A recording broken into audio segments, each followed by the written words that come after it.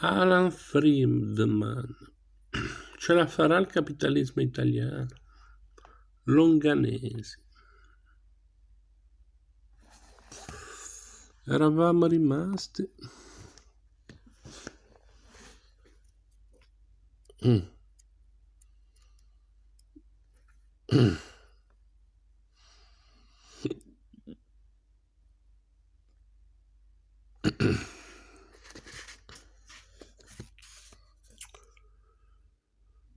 Comprendeva fra l'altro la Dutral, una divisione di elastomeri, gomme sintetiche, che sarebbe stata ceduta poi all'Enimont. Nell'autunno dell'88 Gardini decideva di fare un'offerta per la parte dell'Ausimont da lui non posseduta, portando così il controllo dal 72,7 al 100% e mettendosi in grado di cancellare la quotazione da New York, di poter fare cioè quel che meglio gli pareva, come si dice qui a Napoli, di poter fare quel che voleva.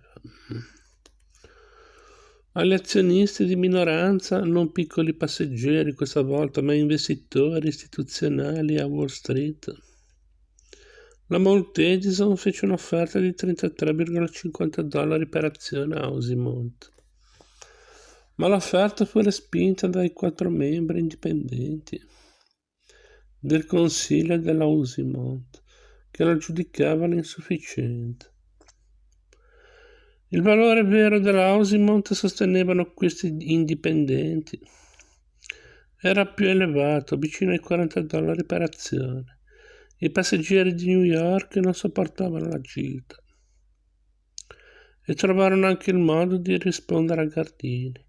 Visto che l'Ausimont aveva sede legale ad Amsterdam, il Ravennato aveva bisogno, secondo la legge olandese, del 95% della società prima di cancellare la quotazione.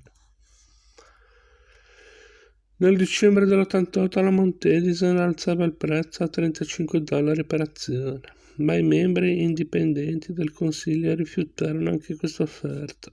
Anzi, nella tradizione di Wall Street e non di Milano, qualche azionista cominciò a procedere per vie legali contro Gardini.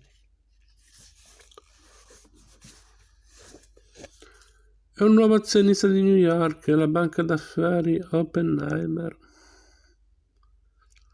decise di mettere insieme un 5,2% delle Ausimont per ostacolare l'operazione cui Gardini teneva tanto, visto che senza un pieno 95% non era possibile chiuderla. Che fastidio, questa volta non era possibile dichiarare prendere o lasciare. Ma Gardini la fece comunque, così. Nel febbraio 1989, quando l'offerta era ormai chiusa ed egli aveva raccolto solo l'85,5%, il Ravennate annunciava un'estensione dell'offerta allo stesso prezzo, ma della durata di solo 8 ore. Si arrivò così all'88,2%, ma non bastava ancora. Gardini era furioso, ma erano furiosi anche gli americani, come si ricava dal titolo del servizio pubblicato sul prestigioso settimanale economico americano Business Week.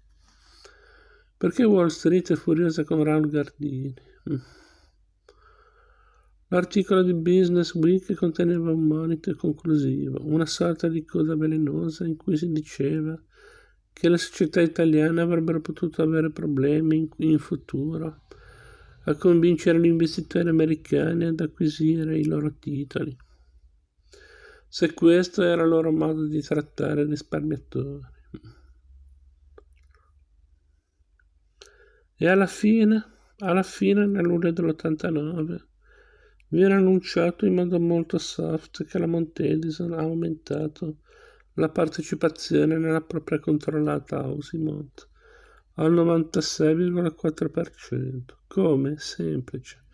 Attraverso l'acquisto di un altro pacchetto di titoli in America, di cui la tranche più consistente è stata acquistata dall'Oppenheimer, l'istituto che ostacolava l'operazione in quanto possedeva il 5,2% dell'Ausimont.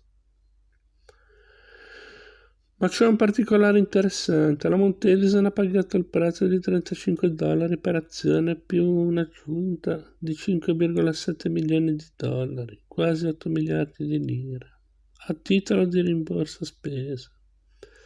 La Mount Edison sostiene che non c'è niente di speciale in questo, ma si direbbe che alla fine Gardini abbia deciso di offrire una mancia agli azionisti americani. Non importa se viene chiamata rimborso spese. Per raccontare l'ultimo viaggio con i piccoli risparmiatori nell'auto da borsa milanese bisogna parlare ancora di Gardini, ma questa volta nella veste di venditore. Di che? Della Standard, naturalmente, dalla grande catena di distribuzione che nell'estate dell'88 venne ceduta per una cifra gigantesca a Silvio Berlusconi. La Standard, la casa degli italiani. Quanto vale questa casa? O meglio, com'è andata la gita nell'auto Standard targata Berlusconi? Bisogna chiedere a chi stava al volante. Bisogna chiedere a Silvio Berlusconi. Ma per lui questa era la prima gita del genere. Non era abituato agli acquisti di aziende quotate in borsa. La Fininvest, la grande holding del suo impero televisivo, cinematografico, immobiliare, editoriale, finanziario e calcistico, non è presente in borsa. Non è quotata in borsa, ma la Standard lo è, e furono in tanti a essere sorpresi nel luglio dell'88, quando si seppe dai giornali che Berlusconi stava per pagare a Gardini una cifra enorme per la Standard. Quasi 1.000 miliardi, 969 per l'esattezza. Qualche rimborso Berlusconi l'avrebbe poi chiesto e ricevuto da Gardini a causa di una perizia sulla valutazione fatta indipendentemente che mostrava come la valutazione originaria presentata da Gardini fosse eccessiva. Ma si trattava di una quarantina di miliardi, sbagliano tutti ogni tanto. Berlusconi però, comprando la Standard, non aveva comprato tutta la Standard, non poteva.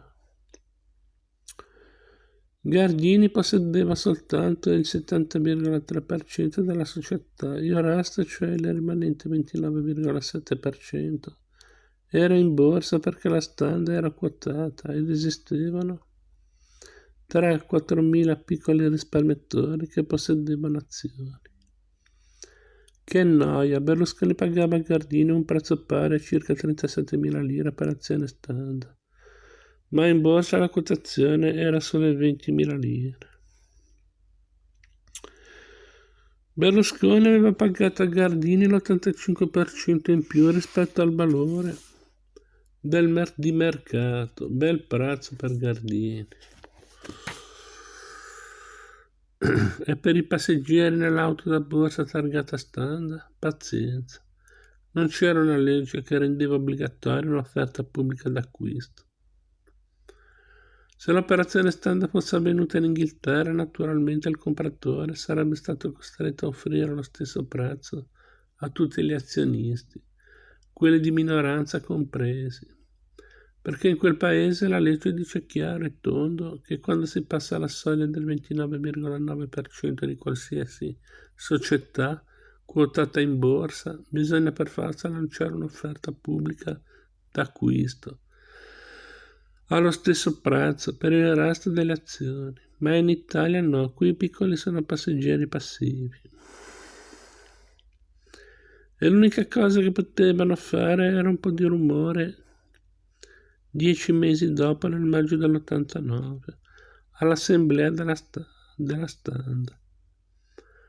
Per 5 ore Berlusconi, ormai nelle vesti di presidente della Standard, ha ascoltato i lunghi interventi dai piccoli, anche perché ha deciso di sospendere il pagamento del dividendo per l'88.